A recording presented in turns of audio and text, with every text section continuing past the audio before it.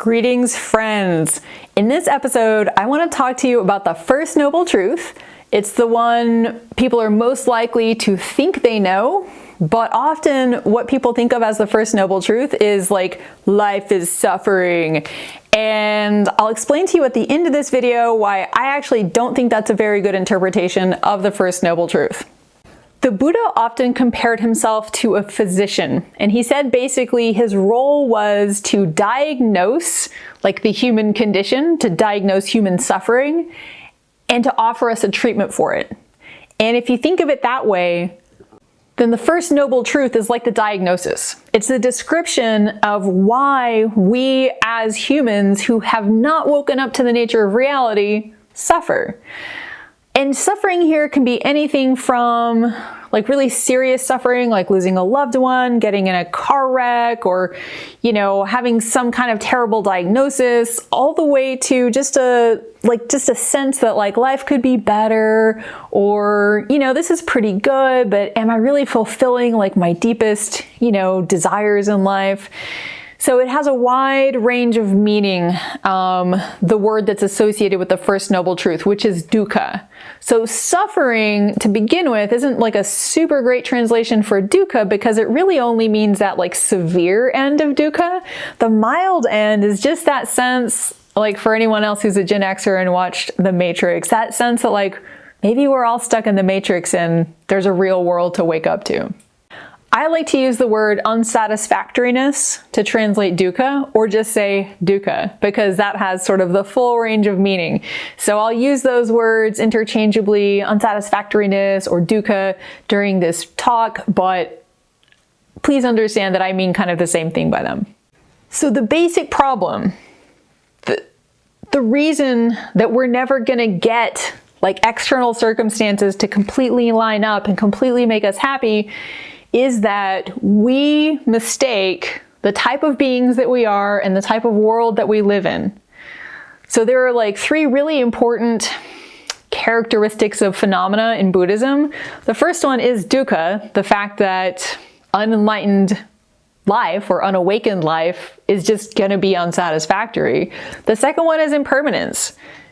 We often think and act as though the me of today is going to be the me of tomorrow and the me of 5 years and 10 years from now. And hopefully I'm going to live long enough to retire, and then I'm saving, thinking all the things I'm going to want to do then. So there's this assumption of continuity. But the reality of the situation is every minute I'm breathing in and breathing out. My body is exchanging molecules with the world around me like all the time. And those changes are often so small that we don't notice them. But when something big happens or changes in our lives, it can seem so sudden. It can really make us question our sense of like stability and solidity. And Buddhism's kind of scary answer is, well, that stability was kind of only ever an optical illusion.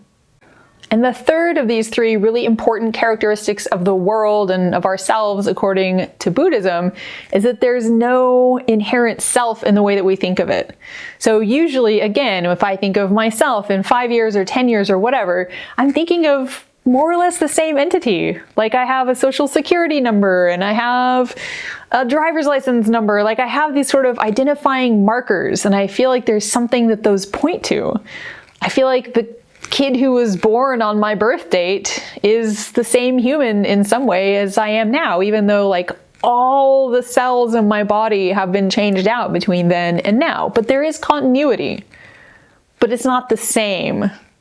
And this is a really important distinction. I don't want to get too much into it in this video, but because there's that continuity, again, like I was talking about with impermanence, because the changes are so gradual or so subtle, usually we tend to think of ourselves as selves, as something that's kind of like contained within our skin and that has a birth date, and we're gonna have an end date, and that's it. We're like this little unit moving through time and space. And Buddhism says actually we're really not, Buddhism believes in multiple lifetimes. Some schools of Buddhism believe in basically an infinite number of lifetimes that we've already lived. So the idea that I am like an entity with a birth date, I mean, I've had like an infinite number of birth dates according to that like view of who we are. So like this And also, if you think about it, not just in terms of time, but also in terms of space, like I just mentioned, I'm breathing in and out every moment of the day. Where I am right now, you can't see it, but I'm surrounded by trees. So like I'm offering what used to be my body to these trees in the form of carbon dioxide. They're offering what used to be their body to me in the form of oxygen. So how exactly do I draw a hard and fast line between myself and the world around me? So that's another way in which we just mistake reality. We mistake the type of beings that we are. And because we mistake who we are and how the world works, what we think is going to make us happy doesn't. Or it makes us happy for a while, and then the high wears off and we want the next thing. And that brings me to the next important idea that I want to talk about in the context of the First Noble Truth, which is the idea of a treadmill. And there's actually what's called a hedonic treadmill. I'll put a link to some research and some writing on that idea, again, in the info box with this episode.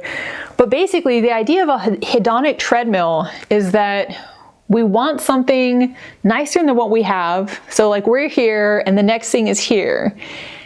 And we run a little harder to get that next thing, and we get it. And it's great. But then it becomes normal. So that buzz we got off of getting that new thing kind of becomes our new baseline. Like for me, this reminds me of the time when I bought an actual sports car. It was a used Toyota Celica, but it was like the most beautiful thing in the world to me. I bought it. It was amazing. You know, I drove it off the lot thinking like, I'm not sure I should be allowed to drive this car. I'm just not actually cool enough. So like I was buzzing on it for a while, until I got the first scratch on it.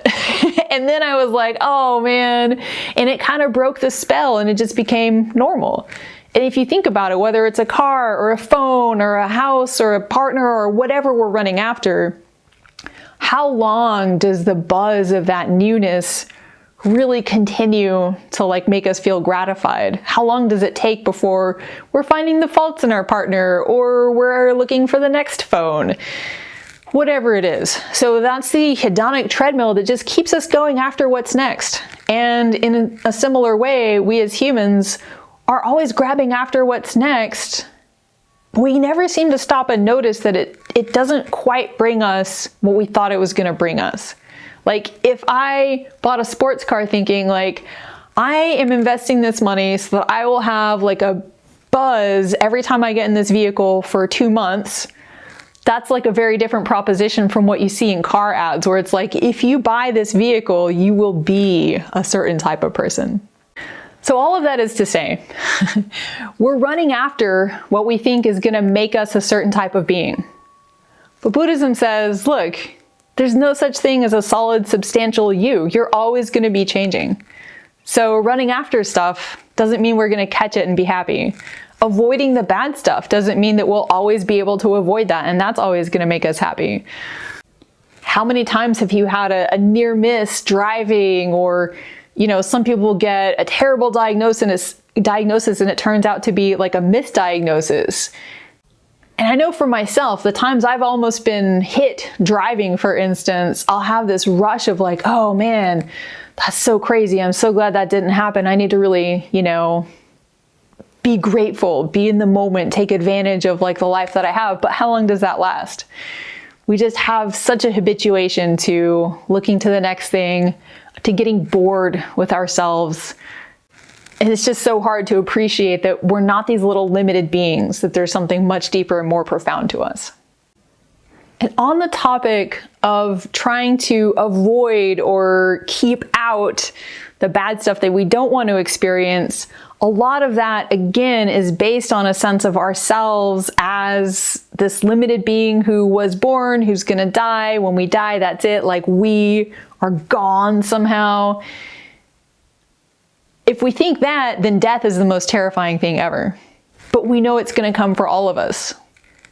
On the other hand, if we're able to recognize ourselves as much more spacious, much more sacred than these sort of little limited selves that we think we are, then it's much less of a big deal to contemplate the death of this body. If you believe in literal rebirth, then our mind will go on in some form and become associated with a new body. If you don't believe in rebirth, but you believe in an afterlife of some kind, there is still continuity.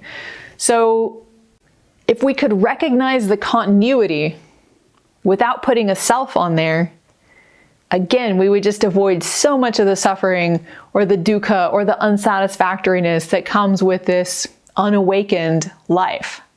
So I want to come back to something I mentioned at the beginning of this episode, which is that the idea that life is suffering is the first noble truth. It's really wrong, and I want to tell you why. It's basically because if life were suffering, if suffering was like necessarily part of life, then you could never tease it out. You could never imagine a life without any suffering whatsoever, which is exactly what the Buddhist tradition aims for. It's what it describes in the third noble truth. So life doesn't have to be full of dukkha. Life can be completely free of dukkha. That is what it means to wake up. The word Buddha means like one who has woken up. Any of us can become a Buddha. That's the point of Buddhism, is to make a whole bunch of little Buddhas, because everybody's just waking up out of these delusions of permanence, of a self, of some lasting state of happiness that we could reach if we could just get our real life to like match someone else's Instagram account. We have the potential for something so much vaster and more profound than a life that is limited and that necessarily includes dukkha. So this is like the really, really good news, even in the first noble truth, which is the truth of dukkha, unsatisfactoriness, that this is something we are causing. And that doesn't mean, in a Buddhist context, that doesn't mean that whatever suffering we experience in this lifetime, we deserve it, or we brought it to us somehow. It could mean that 500 lifetimes ago, I was a Mongol and I killed a bunch of people's cattle and stole their horses, and now my car gets broken into. So it's not that I did something bad a long time ago. It's that there's this continuity of cause and effect. And a long time ago, someone earlier in this chain of mind, you might say, did something, and now the results are coming to me. So I want to be super clear that even though dukkha has a cause and the cause is our own actions, it's not talking about one lifetime, and it is not a form, or shouldn't be used as a form, of victim blaming. But having said that, the really good news about dukkha, unsatisfactoriness having a cause, is that we can stop it. So that is where I'm gonna leave this today. In the next episode, I'm gonna talk about the second noble truth, which is the cause of suffering. And if we can clearly identify the cause, we can stop creating that cause, and then we'll stop receiving the effect, which is dukkha. So thank you for joining me. I hope this in some way contributes to you experiencing less dukkha in your life. And I hope that you will also join me for upcoming episodes about the third and fourth noble truths. I hope you are well, and I hope to see you again soon.